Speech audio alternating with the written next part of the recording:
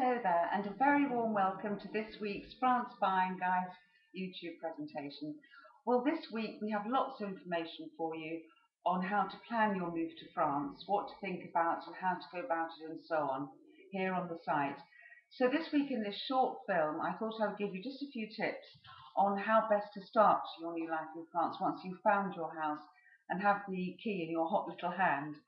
Now, you probably found that the house purchase process was reasonably easy. Whilst there can be a few problems and issues to resolve during it, it's fairly straightforward in France. You'll find much more information here on our site. But most transactions do go relatively smoothly, and your estate agent should be able to help you right through the process and afterwards. But when you first get to France, one of my best tips, I think, is to introduce yourself straight away to your local mayor, your local mairie. They will already know that you've bought your house, but common courtesy is to go and introduce yourself and get off on the right side with the mayor. For example, you might want to, at a later stage, build a swimming pool or do some outside alterations for which you'll need permission.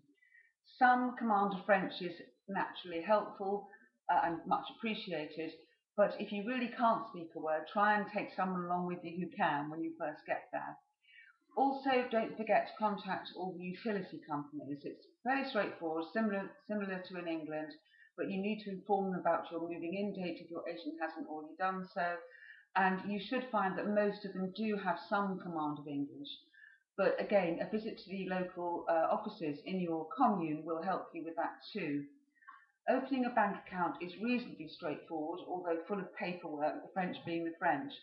But it will make your life an awful lot easier if you have a bank account straight away, if not before you have your property, once you know you have taken ownership of it.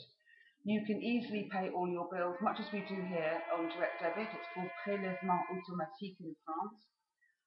Opening a bank account is pretty straightforward. You may well be able to open one immediately. You'll have a big contract to sign, but you'll usually be also assigned to an actual bank manager, unlike here these days, so that's pretty helpful.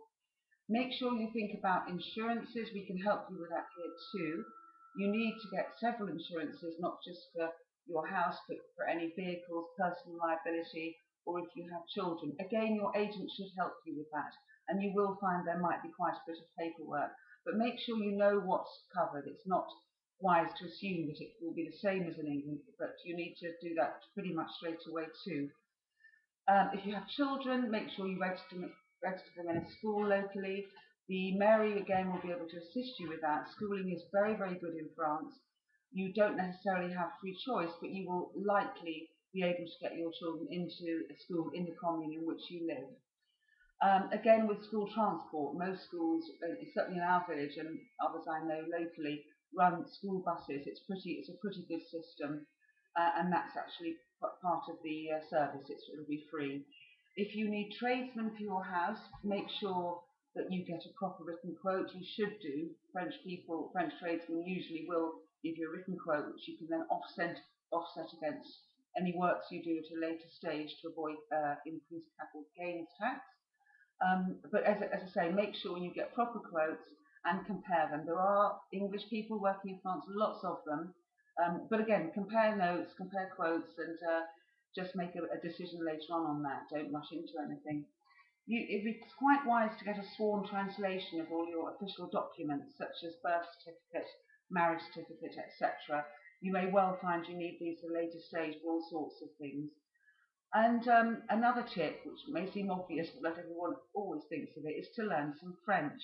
We have lots of help for you on our site here about how best to go about that. You will find you pick up a lot, and you will find that most French people are very willing and able to listen and help and will want to practice their English on you. But try and make an effort at the outset. You'll soon find you'll catch up. If you have children, that's an even bigger bonus because children will learn straight away.